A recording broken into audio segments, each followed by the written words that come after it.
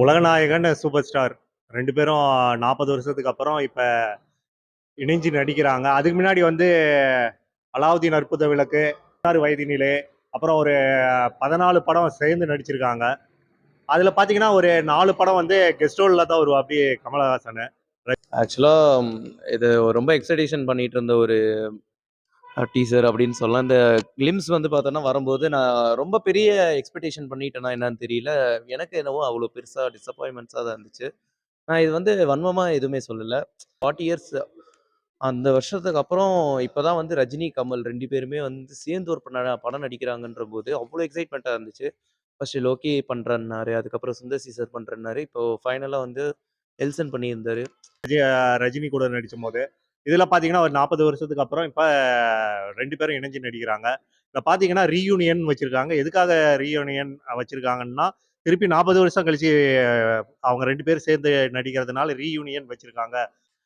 அதாவது இது வந்து பார்த்தோன்னா, ஜஸ்ட் ஒரு கிளிம்ஸ் மாரி தான் விட்டுருக்காங்க. ஸோ இன்னும் படம் இருக்குது, போஸ்ட் ப்ரொடக்ஷன் இருக்குது, ப்ரீ ப்ரொடக்ஷன்ஸ் இருக்குது. அப்படி படம் வந்ததுக்கப்புறம் பார்க்கலாம். ஆனா இந்த இது வந்து எனக்கு என்னமோ பெருசா வந்து மனசுல நின்ன மாரி எனக்கு தெரியல. ஸோ வந்து கொஞ்சம் பெட்டரா பண்ணியிருந்திருக்கலாமோ அப்படின்ற மாரி தான் இருக்குது.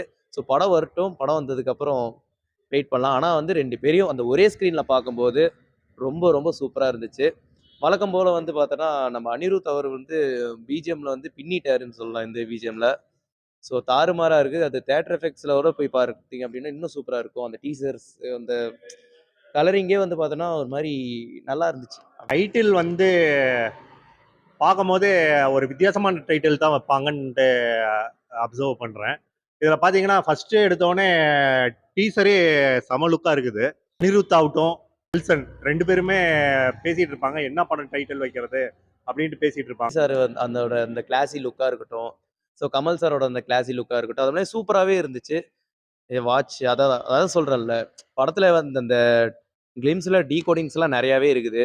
ஸோ இன்னும் படம் வரட்டும். படத்தோட டைட்டிலுக்கு தான் நானும் ரொம்ப வெயிட் பண்ணிட்டு இருக்கிறேன். அது வந்து பார்த்தா நினைத்தாலே இனிக்கும்னு வச்சாங்க அப்படின்னா, ஐ அம் பிளாஸ்ட் ப்ரோ. சீரியஸா. அந்த படத்துக்கு இந்த டைட்டில் அதே ரீயூனியன் மாரி வச்சாங்க அப்படின்னா, ஐ அம் பினிஷ்ட் அப்படின்ற மாரி தான் இருக்குது. அப்படி வச்சாங்க அப்படின்னா ரொம்ப நல்லா இருக்கும். கடைசியா பார்த்தா உலகநாயகன் வெர்சஸ் சூப்பர் ஸ்டார்னு தான் கொடுத்துருப்பாங்க. காட்ஃபாதர் வந்து முன்ன செகண்ட் காட்ஃபாதர் 2க்கு லீடிங்கா இருக்கலாம். ஆக்சுவலா இது வந்து நல்லா ஒரு மாரி ஃபன்னாவும் இருந்துச்சு. ஏன்னா, நெல்சனோட அந்த ஹியூமர்னஸ் வந்து ஒவ்வொரு கிளிம்ஸ்லயும் வரும். எனக்கு இதை பார்க்கும்போது எப்படி இருந்தது அப்படின்னா, ஆக்சுவலா எனக்கு கமல் சார் ரொம்ப பிடிக்கும். ஸோ அவரையும் அந்த ஃப்ரேம்ல பார்க்கும்போது எனக்கு ரொம்ப ரொம்ப நல்லாவே இருந்துச்சு. ரஜினி சாரோட அந்த கிளாஸி லுக்கும் வந்து சூப்பராவே இருந்துச்சு. டீசர்ல வந்து ஒரு ஒரு இதுமே சூப்பர் ஸ்டார் ஆகட்டும், உலகநாயகன் ஆகட்டும், அவங்களுக்கு தகுந்த கேரக்டர் லீட வந்து கொடுத்துருக்காங்க அப்படின்ட்டு சொல்லலாம். அதே மாதிரி கெட்டப் காஸ்டியூம்ஸ்லாம் எதுவுமே சொல்லல ப்ரோ. குறையே இல்ல. நான் கொஞ்சம் வேற மாரி எதிர்பார்த்தேன் நானு. Significant style. ரஜினி சார் ஒரு கண்ணாடி போட்டாலும் சரி, ஒரு ட்ரெஸ் போட்டாலும் சரி, இல்ல அவரு வந்து இப்படி கைய அசைச்சாலும் சரி, அத பார்த்து பண்றதுக்கு கோடிக்கணக்கான பேர் இருக்கிறாங்க. அது மாரி இந்த ஒரு கண்ணாடியுமே கண்டிப்பா ஃபேமஸ் ஆவும். ஏன்னா, இப்ப இப்ப இருக்கிற ஜெனரேஷனுக்குமே ரஜினி சார் வந்து அவ்வளோ பெரிய இன்ஸ்பிரேஷன் தான். அதுவும் வந்து குறி வச்சா எறா விழுணும் அப்படின்னு சொல்லிட்டு அந்த கண்ணாடியும் ஃபேமஸ் ஆச்சு அந்த வேட்டையன் பட டைம்ல.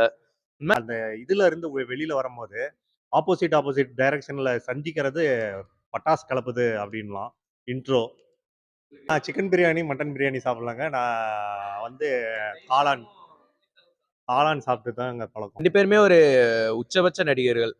ரஜினி சாரா இருக்கட்டும், கமல் சாரா இருக்கட்டும், அவங்கலாம் பெரிய ஜாம்பவான்.